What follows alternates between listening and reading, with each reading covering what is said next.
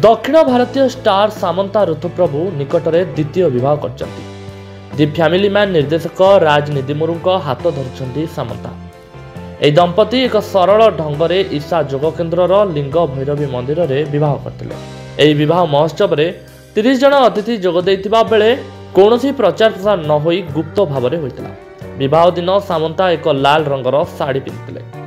तेबे विवाह सरिबा परे सामंतांकु एक दामी उपहार देइथिले स्वामी राज।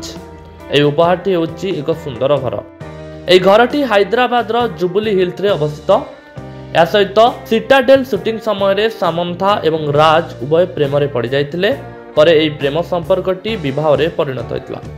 ଏହି ବିବାହଟି ରାଜ ଏବଂ ସାମନ୍ତା ଉଭୟଙ୍କ ପାଇଁ ଦ୍ୱିତୀୟ ବିବାହ ଥିଲା। ରାଜ ପ୍ରଥମେ ଶ୍ୟାମଳୀ ଦେଙ୍କୁ ବିବାହ କରିଥିଲେ କିନ୍ତୁ ପରେ ଅଲଗା ହୋଇଯାଇଥିଲେ। ସେହିଭଳି ସାମନ୍ତା ମଧ୍ୟ ପୂର୍ବରୁ ନାଗା ଚୈତନ୍ୟଙ୍କୁ ବିବାହ କରିଥିବା ବେଳେ विवाहर मात्र 4 वर्ष रे उभय अलग हो जाते। Bureau report Hiranchal live. तेरे एभली किसी गुरुत्वपूर्ण खबर देखा चाहती आम चैनल को लाइक सब्सक्राइब और शेयर करो।